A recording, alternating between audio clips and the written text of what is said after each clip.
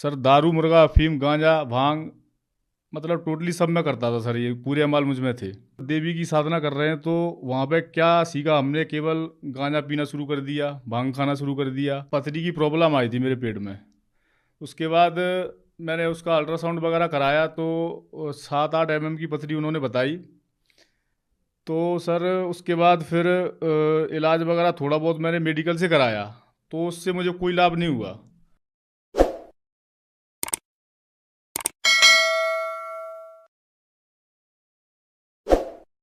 Sir नमस्कार। नमस्कार sir.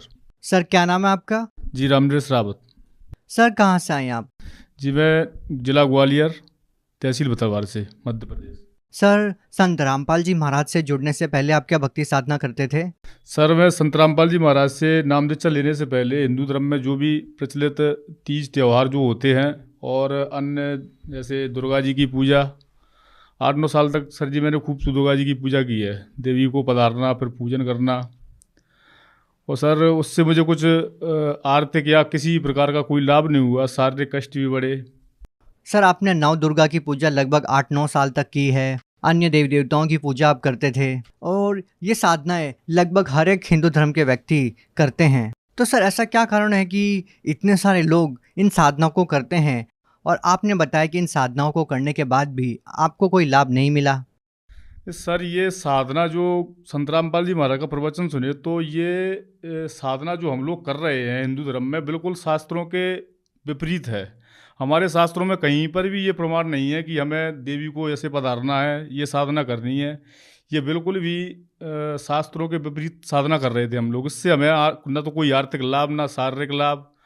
बशर्ते उल्टा ये होता था कि हम देवी की साधना कर रहे हैं तो वहाँ पे क्या सीखा हमने, केवल गांजा पीना शुरू कर दिया, भांग खाना शुरू कर दिया। इन साधनाओं को करते करते आप नशा करने लग गए? जी सर जी, यही हुआ हमारे साथ।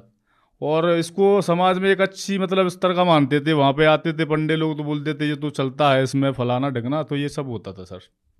सर एक पंडित पूजाएं साधनाएं करवाता है, हवन यज्ञ करवाता है, उसके साथ साथ वो लोग नशा क्यों करते हैं? जी सर, उनको क्या है, बस अपने धंधे से मतलब था कि आज ये लोग करेंगे तो कल हमको भी उनको भी करना था। वो भी करते थे इस नशे को, और केवल अपनी आर्थिक आय के लिए वो हमसे ये सब करा देते।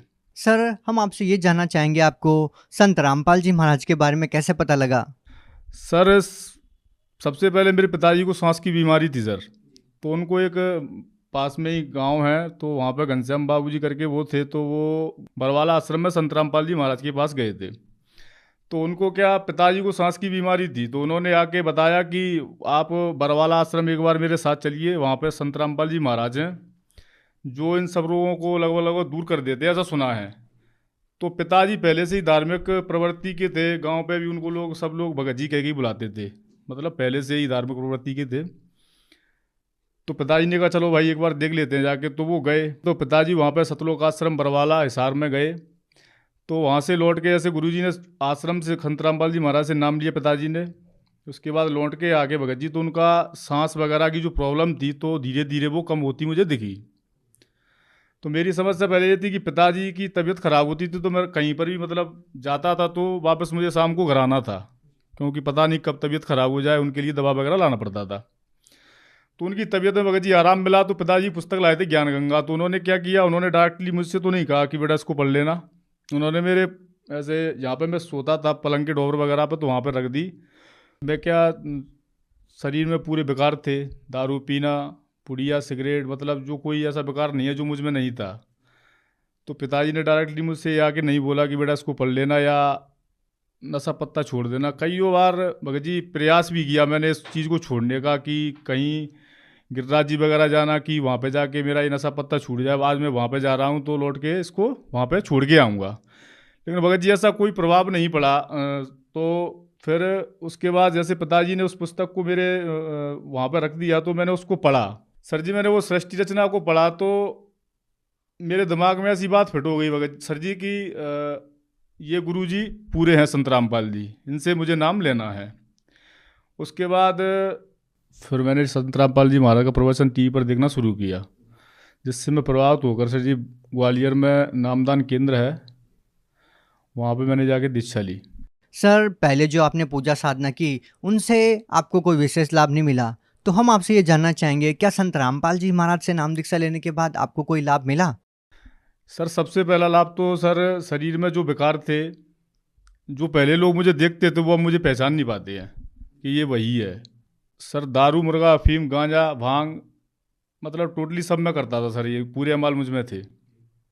उसके बाद संत रामपाल जी महाराज से नाम लेने के बाद सर ये विकार तो छूटे ही, साथ में पथरी की प्रॉब्लम आई थी मेरे पेट में। उसके बाद मैंने उसका अल्ट्रासाउंड वगैरह कराया तो 7-8 mm की पथरी उन्होंने बताई।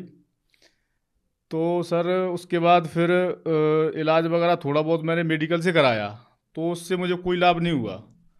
फिर मैंने गुरु जी से प्रार्थना लगाई, संत रामपाल जी महाराज से प्रार्थना लगाई, गुरु जी आप तो सब दुखों का निवारण करते हैं, तो ये फिर मुझे पथरी क्यों हुई?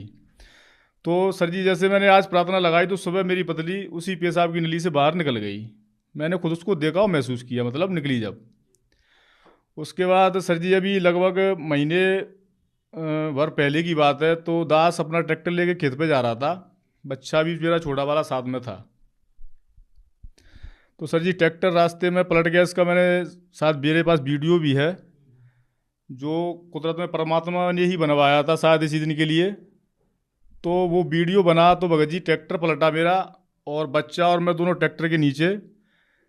तो ट्रैक्टर पलटा तो परमात्मा की याद आई भगत जी, उस समय बस संत रामपाल जी महाराज की याद आई।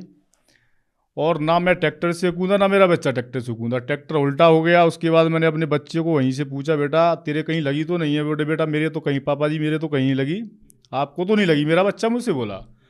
तो मैंने कहा बेटा ठीक है, इससे निकलो धीरे धीरे आराम से। तो हम दोनों उसके ट्रैक्टर के नीचे से भगत जी निकल के आए।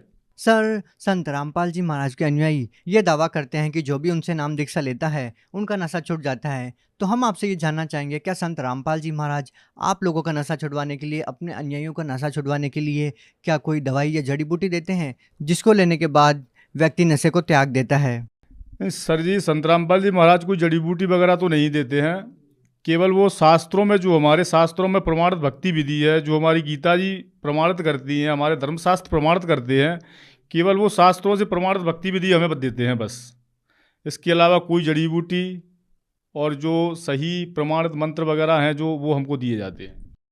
सर जैसा कि आपने बताया कि आपने लगभग 8-9 साल तक नव दुर्गा की पूजा की, तो हम आपसे ये जानना चाहेंगे, जो देव देवताओं की पूजा पंडित लोग करवाते हैं और संत रामपाल जी महाराज जी से नाम दीक्षा लेते ही संत रामपाल जी महाराज जी उन देव देवताओं की भक्ति करने की एक अलग ही विधि बताते हैं, तो क्या संत रामपाल जी महाराज द्वारा बताई गई विधि सही है? नहीं सर, ऐसा कुछ नहीं है कि संत रामपाल जी बिल्कुल जो देवी देवताओं की भक्ति हम करते थे उनका संत रामपाल जी ने तरीका बदल दिया, केवल शास्त्रों के अनुसार वो साधना करा रहे हैं। सर इतने सैकड़ों वर्षों से जो पूजा विधि चली आ रही है, संत रामपाल जी महाराज जी उसको बदलवा क्यों रहे हैं? सर जी अन्य धर्मगुरु जो हैं वो, उन्होंने कभी हमें वेद शास्त्र खोल के नहीं दिखाए हैं, ना हमें ये बताया कभी कि ये पूजा इस शास्त्र में लिखी हुई है जिसके आधार से ये पूजा करा रहे हैं। इसके विपरीत संत रामपाल जी महाराज ने हमें शास्त्रों में उंगलियां दिखा दिखा के कि बेटा यहाँ पे ये लिखा है, इस वेद में ये लिखा है, इस शास्त्र में ये लिखा है, इस तरह से हमें भक्ति बताई है, जिससे सर जी हमें खूब आर्थिक लाभ हुए हैं। जो भक्ति हम पहले अन्य धर्मगुरुओं द्वारा बताई हुई करते थे उससे हमें लाभ तो कुछ नहीं हुआ, केवल शरीर में विकार और सब तरह से घाटा ही घाटा हुआ है सर। सर जो लोग आज भी देव देवताओं की पूजा करते हैं और उन पूजाओं को करते करते भी आपकी तरह उनको लाभ नहीं मिल रहा है, तो उन लोगों को आप क्या संदेश देना चाहेंगे, क्या कहना चाहेंगे? सर मैं संदेश देना चाहूँगा सर कि अगर हम किसी कार्य को करते हैं, या तो हम उस कार्य को सही से करेंगे तो हमें उसका लाभ मिलेगा। अगर उस कार्य को हमको करना नहीं आता और फिर हम उसको करेंगे तो सर उसको, उससे हमें घाटा पड़ेगा सीधा। तो हम जो साधना पहले कर रहे हैं वो साधना सही शास्त्रों के अनुसार नहीं है, जिससे हमें उसका कोई लाभ नहीं मिल रहा है। अगर हम संत रामपाल जी द्वारा बताई हुई साधना को, जो कि शास्त्रों के अनुकूल है, अगर उससे हम भक्ति करेंगे तो हमें लाभ मिलेगा ही मिलेगा। ये 100% प्रमाणित है। अगर वो आपकी तरह संत रामपाल जी महाराज जी से लाभ चाहते हैं तो वो संत रामपाल जी महाराज से नाम दीक्षा कैसे ले सकते हैं? सर संत रामपाल जी महाराज के कईयों चैनलों पर प्रवचन आते हैं, जिसमें नीचे नंबर दिए जाते हैं आश्रम के, वहाँ से आप संपर्क करके किसी भी नज़दीकी नामदान सेंटर का पता लगा सकते हैं और वहाँ पे जाके नामदान ले सकते हैं। अभी गुरुजी ने संत रामपाल जी महाराज ने ऑनलाइन नामदान की व्यवस्था भी की रखी है, जो घर बैठे आपको मिल सकती है। जी बहुत बहुत धन्यवाद। सत साहिब।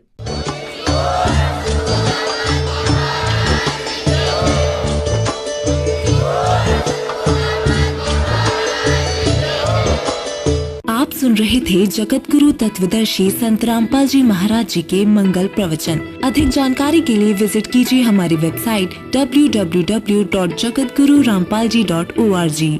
संत रामपाल जी महाराज जी के शुभ आशीर्वाद से पूरे विश्व भर में 500 से भी ज्यादा नाम दीक्षा केंद्र हैं, जिन पर संत रामपाल जी महाराज जी द्वारा ऑनलाइन निशुल्क नाम दीक्षा दी जा रही है। अपने नजदीकी नाम दीक्षा केंद्र का पता करने के लिए संपर्क करें 8222880541।